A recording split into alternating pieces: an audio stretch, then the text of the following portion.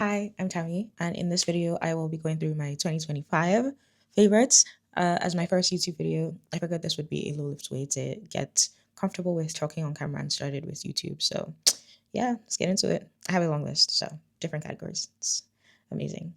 Um, Starting off, I don't know why I did this. I need my phone. I need my hands free so I can type.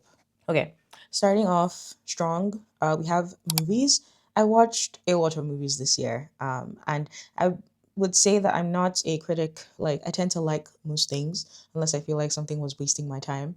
And if I feel like something's wasting my time, like I won't give it any more energy. So I can't even think of things I didn't really like. But one of my favorite movies of the year that I genuinely had like an opinion on was Weapons. So Weapons was directed by Cregger. It came out like mid last year, at least here in Nigeria, and I just thought it was funnier than I expected, and I think that was the thing that really helped it stick in my brain. I think that was a major part of why I enjoyed it so much. I was cracking up in the theater. I went to see it twice. There are definitely a lot of themes to be explored. I think especially the one that is kind of being like the one that's most obvious. I was going to say beating over our heads, but that's not fair. The one that's most obvious is the theme of like school shootings and violence against children, the kind that's prevalent, I won't say in the US, but also kind of just all around the world. I genuinely believe that many people hate kids. And I thought this was an interesting exploration of the ways that like we adults traumatize them. So yeah, I really enjoyed it. I also really enjoyed Superman. This is not a democracy. I loved that movie. I know many people who didn't, and I am shocked by that because I thought it was such a such an accurate framing of who Clark Kent is, not even so much Superman, but who Clark Kent is and who how he is characterized throughout the years in the comics. Of course, there are variations, but I think it's one of the truest adaptations of like who Clark Kent is, to me at least. And I found myself getting very emotional um, while watching David Corenswet bring him to life. But I thought it was a really well done movie.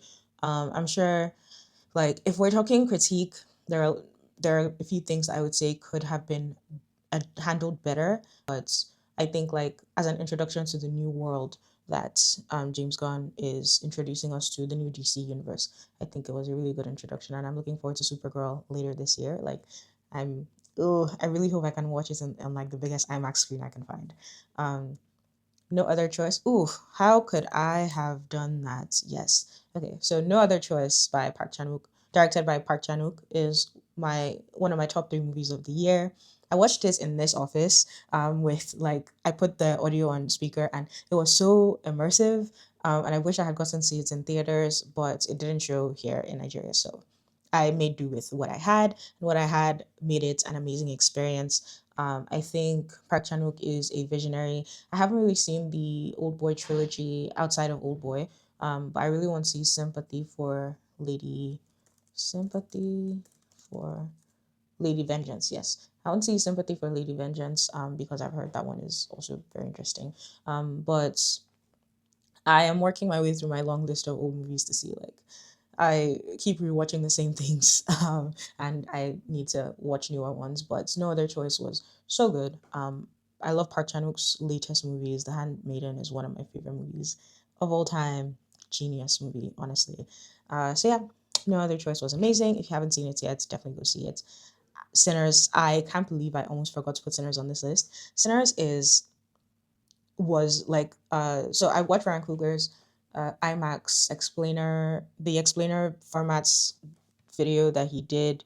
Um, and yes, this one with Kodak. Okay, fun. I watched this video and I was, oh my God, I was in the UK when I watched this, and I feel like I think I watched it on the train or something. And like the second I got back to my Airbnb, I booked to see, like, the timing was so perfect. I booked to see it at okay. Yes, I booked to see it at BFI IMAX and it was such an amazing experience. And I feel like between that and like seeing his enthusiasm for the medium and just like seeing how knowledgeable and experienced. Is that the word? I don't think so. But seeing how knowledgeable he was, I think really inspired my love. Oh my God. Always allow. Um, really inspired my love of this movie. I think it's one of the best movies that I saw this year. The soundtrack is still on repeat in this household. I like to use one of the best songs of the year. I just think it was such a brilliantly done movie. And I think Ryan Coogler really knows what he's doing when it comes to, and I hope he gets a blank check, honestly, and I hope he wins at any Oscar. Like we all know, that's a whole other conversation, but I hope he wins anything. But yeah, I really enjoyed Sinners. It was an amazing experience to be part of, and like I will tell my kids about the time like I saw Sinners at the BFI. On to the next movie that I saw that I really enjoyed this year. Good News on Netflix. Good News was directed by and it also features one of my favorite actors for separate reasons. And it features Hong Kyung, who was in Weak Hero Class One, and I I hated him in Weak Hero. At the same time, I understood him in Weak Hero, so I had like a unique relationship with the actor, and I think this really helped me see him in a different light, which was great for both of us because he was brilliant in it. The movie itself is inspired by the hijacking of a Japanese passenger plane in like the 1970s. There is, so you know what's funny, I watched Made in Korea recently. Made in Korea is a TV show featuring old dude from Crash Landing on You, featuring Hyunbin. Yes, Hyunbin, Sonny Jin's husband. And I watched this movie, and I think the first episode, yes, the first episode features a version of this hijacking where Hyunbin's character is the one who kind of handles the situation. So that was like, then I also like just knew offhandedly that this movie was built around that whole incident, instead of being one episode, one like 40 minutes or so of one episode of a TV show. So I decided to watch this movie, and I love this movie so much. It is so funny. I think it's so brilliant and funny. This is sending me So Kyung-gu. He's in one of my other favorite movies of the year, The Merciless, and he was so good in this. He had so much chemistry with Hong Kyung. I just think like it was 10 out of 10 movie. Funny. It's on Netflix, so it's an easy watch if you have a subscription. But yeah, I really enjoyed that one. The Merciless is another movie that I saw. Im Shi-wan is in it, as well as Sol Kyung-gu. As well as Sol Kyung-gu. And it's typical like Korean thriller. Um, that's the energy. It's a Korean thriller, but at the same time, it's so interestingly paced and structured. And I just found myself having a lot of fun watching it up until the last 10 minutes, of course, where things get very depressing and sad. But otherwise, amazing movie. 10 out of 10. Next movie on my list is Exuma featuring Kim Go-eun. I thought it was a pretty good horror movie. The reason I loved it, like the reason I think it's a favorite of mine for this year, is because Kim Go-eun is such a brilliant actress. Like she draws you in so well to every role that she does. I first saw her in Goblin, like the OG, and I just love everything that she's in. She was also in Love in the Big City this year, I think, but I haven't had a chance to watch that, so that probably would have made it onto this list as well. I just love watching her in things like Little Women. Yeah, Kim Go-eun is top class actress for me. I loved Exuma. I know that it's a polarizing movie for many. Not my place to say. I thought it was a fun time. I'm happy to be educated on why it might not actually be a fun time, but I really enjoyed watching Exuma. And then I watched Conclave on the plane. I watched Conclave on the plane, and it was one of the best things I did this year. I can't believe I missed the boat when everyone was like really hyping it up when it first came out. But I caught it just in time for the new pope to be I don't know, elected is not the word. Installed. I caught it in time, and I thought it was a grand, fun time. Priests are so gossipy. I think that was my main takeaway from it. It gave very like uh High School Musical. No, it gave Lemonade Mouth, and there is a brilliant video essay. on YouTube. Let me just pull it up. There's a brilliant video essay, yes, live.mov, on how Conclave and Lemonade Mouth are the same movie. And I thought this was just so funny. And she makes a compelling argument. So, like, if you are interested in finding out how similar they are, definitely recommend you check this out. And then I watched Hyakuemo on the last day of 2025. And I think that was such a brilliant energy to carry into 2026. Um, it's a movie about athletes. The English title is 100 meters. And I think everyone should watch it. I love the rotoscoping. Some people might not be so into the animation, but even just for the story, um, the themes of it, when talent like brushes up against someone who's so passionate about something, I think like I had a lot of thoughts and I came away with a lot of lessons, and I won't get into all of them because we haven't even covered the rest of the list, and this video is already 15 minutes. Like I'm already 15 minutes into recording. So yeah, but watch 100 meters. If you take nothing else away from this list, watch 100 meters. And then TV shows. So I watch a ton of TV. I watch a lot of K dramas, J dramas, C dramas. I watch American media. I watch everything that can be watched, that will be watched, as long as it grips me enough. So my actual list is probably a bit more extensive than this, but these are the ones that came to mind when I like went through my watch histories, and I was like, oh yeah, that was a fun one. So that's why this list is short, long.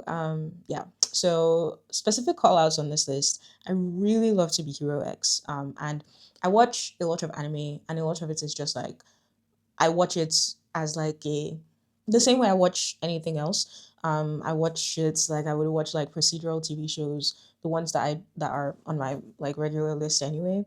But I really enjoyed To Be Hero X because I think it did something very interesting, switching animation styles between episodes. The power system that the creators came up with was so genius. Like, just the shortest version. How do I explain this? It is a world where people's opinions of you influence what powers you get. So there is a character that can't sit down because everyone sees him as a guy who is very upstanding, like very protective. But that translates into his real life as him not being able to like ever sit down, not even to use the bathroom, which is kind of crazy.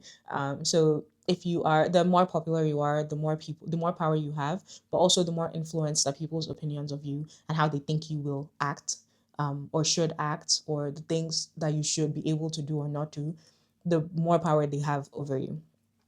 So I just think it's such an interesting. It was one of the most interesting concepts that I saw put to TV this year. Pluribus is perhaps the second. Pluribus needs to be seen to be believed. It's pretty much in the first episode, but a virus kind of makes it so that the whole world becomes a hive mind. And it's there are many things that if you think too deeply about them, you're like, wow, this is really messed up. And that is just was a recurring thing for me, and I kind of watched it in morbid fascination. Very well done, very brilliantly acted. I really enjoyed it. But yeah, there was a lot of just like this is why I love sci-fi. It can be so imaginative. Like there's a lot of room to play if you aren't bound by, oh yeah, that wouldn't happen in real life. Like if you expand your mind outside of that way of thinking, outside of that mindset, you'll be introduced to so much interesting shit. Yeah, I really love sci-fi. That is an aside. I also really enjoy The Pit, and I watched The Pit outside of the hype cycle. I think I just like saw it one day and I was like, okay, I guess let me see what all the fuss is about. And the fuss was very valid. Whitaker is my beloved. I love Santos. I love Gar Santos for life.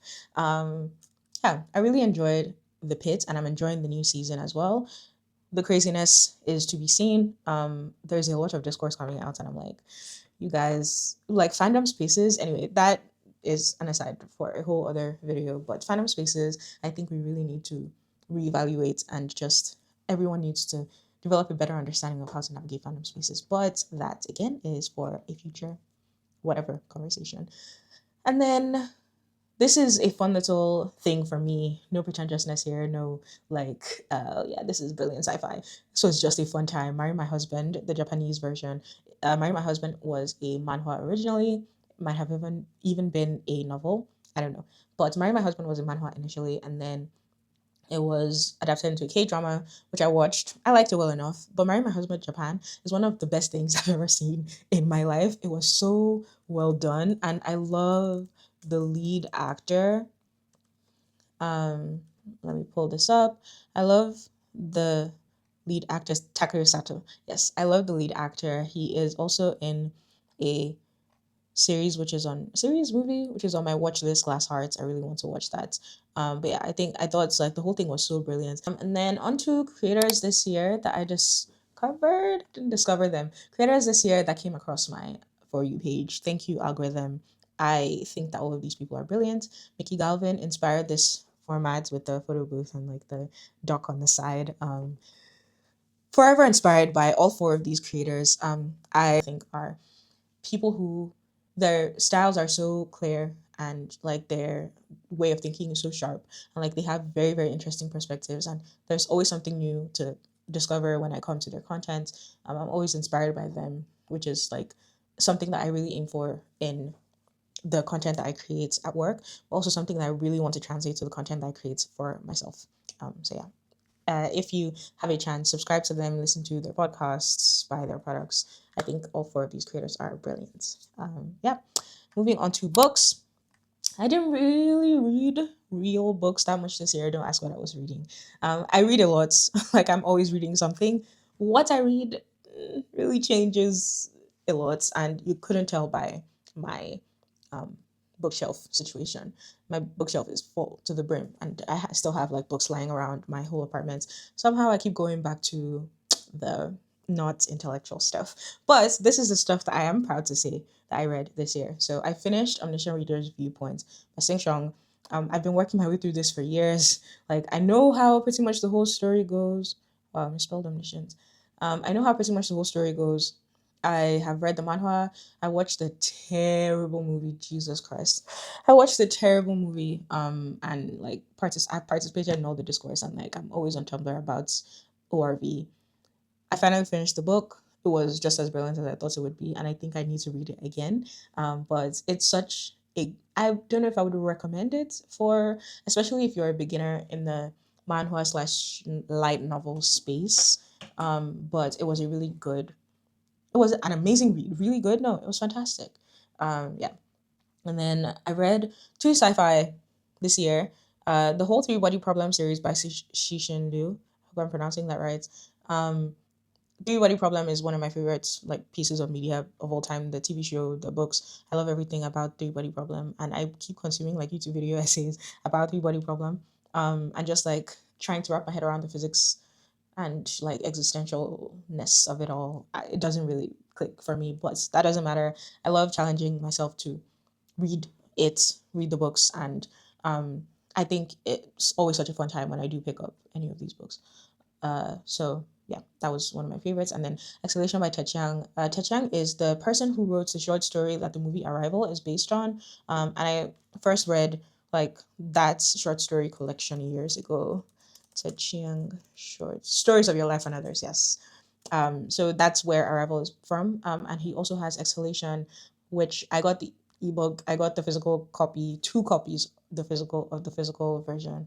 And I really enjoy just like picking it up and reading some of my favorite stories from it.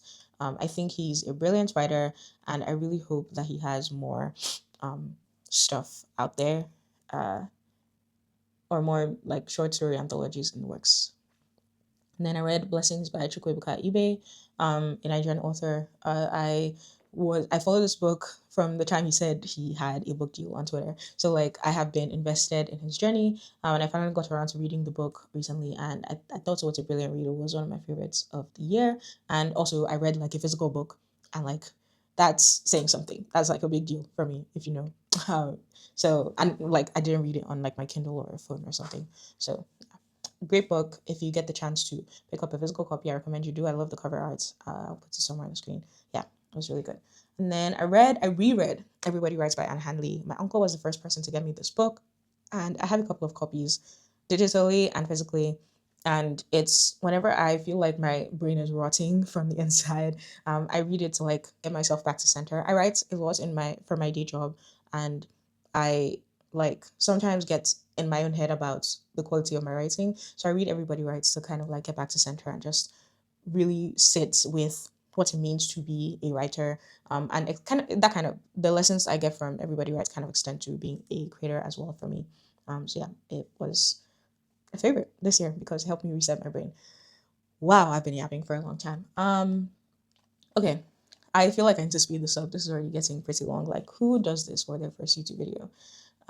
Okay, let's try to speed run through the rest of the categories. Music. Virgin by Lord is my favorite album of last year, closely followed by Lux by Rosalia, closely followed by Deadbeats by Tim Impala. Like these three kind of sit very, very close to each other on my tier list. Love them, love those three specifically. I keep going back to listen to the full record again. That's really hard for me to do. Like usually I will pick the songs I like from an album and kind of revisit those. Like I'll give it a listen for one or two times and then by then I'll kind of know what I like. But I think these three one these three albums are kind of like the best things that I put in my ears last year.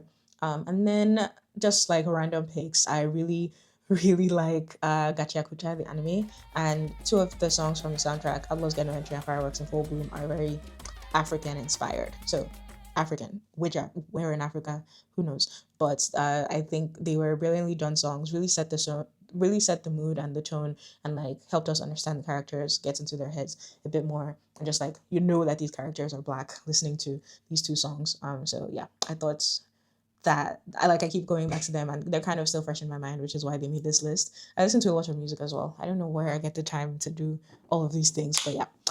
And then USB by Fred again is just a fun. What genre does Fred again do? Before the people say, oh yeah, he doesn't do house, he doesn't do deep house, he does like what genre is Fred again? So like Victory Lap, the song with that he has with like Dochi and a couple of other house pop, UK garage, and techno electronic music. Yeah, so I really enjoy that sound generally, and I think this album has a lot of great songs that kind of fit into that. I'll just like throw it on in the morning when I'm getting ready for work, and yeah, it's one of my top albums of this year because I keep going revisiting that entire project for specific songs. I really like Winnie from it, of course, Victory Lap, the Victory Lap extended version. The song on there with is it Rico Nasty, I think. Jungle or something. Yeah, I really like that one. And then Midnight Sun by Zara Larson, the song specifically Midnight Sun, best song of the year. You can't tell me anything. She is pop royalty, and I will stand by that. Been on there since 2015, and I will stay on forever. That's all you need to know. And then I was introduced to Halfway by an Instagram story, and I heard one of the songs from his EP album. I'm not sure which one it is, but like one of the songs from his project Prequel on an Instagram story, and I just like never looked back. His most recent album Wither is also fantastic. Really enjoyed that. So I think Halfway is a brilliant artist, and if you don't know, you need to know. Yeah, we need to move along more quickly now. Beauty. I have been using the Salt and Stone Basil plus Aneroli body wash specifically, and it's just been brilliant. Aveeno body oil and Tatcha face wash and water cream. Yes. So this is kind of my like everyday picks for beauty. These are the things that I carry with me everywhere I travel. I use them at home. I keep repurchasing like no matter how much it costs. Like I really, really, really like these specific things. So like Aveeno body oil, the Tatcha face wash and water cream. Diptyque Orpheon is my signature scent. It's been my signature scent since 2024. It's likely not going to change anytime soon. So I will treat it as a favorite, but does it really count because it's a staple? I don't know. And then my dermatologist Rex, I was too lazy to go pick up the actual products, so I will just pop them on the screen. But these are the products that get my skin looking relatively like as someone who used to have especially a lot of whiteheads. I think like in the past using these products back to back over and over again for the past I would say year and a half, and then getting regular um I'll put the name of the treatment that I get on the screen as well. But getting regular treatments has also really helped keep my skin level. There isn't really much that I'm doing outside of my like regular routine, so this list will not change too much. Like I don't really try to introduce too much to it. But yeah, that is beauty for me. And then experiences. So I went to Amsterdam, Portugal, and France for my birthday, and I think that will like doing a trip, a big trip for my birthday will become a staple as someone who just never did anything on my birthday for years. I would have to work through my birthday or like I would treat it like it was just another day. But like it isn't. It's a special time.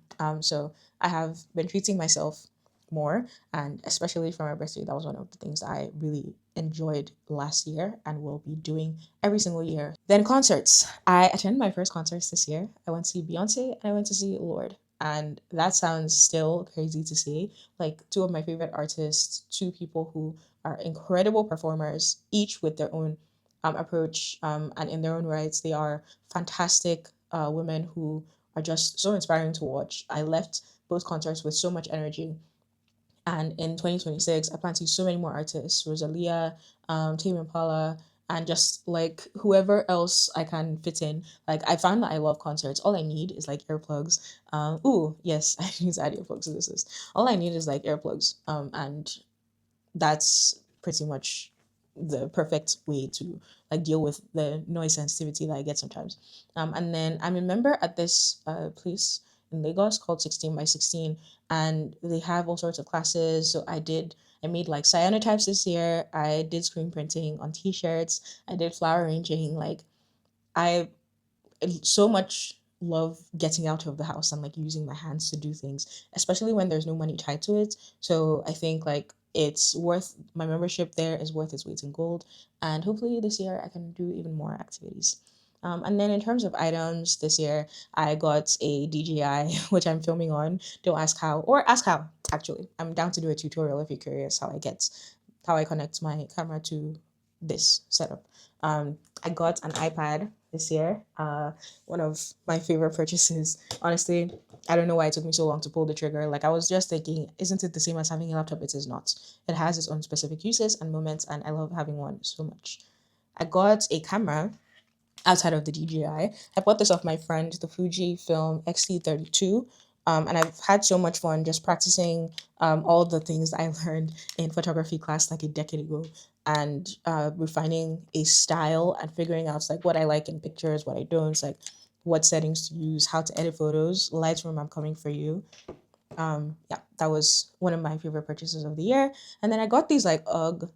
They're more flip flops. These UGG flip flops in London on a day where it was like criminally hot, and I just wear them everywhere. I plan to, like, I have to rebuy because mine are looking very sad, very beat up, but they are one of the best purchases I made. Like, they go with every outfit and they are so comfortable to wear, like, especially because they're flip flops. It blows my mind every time. Best purchase. And then this other jacket that I picked up in Amsterdam was a staple for me this year, going to all of these places that are like 15 degrees or less.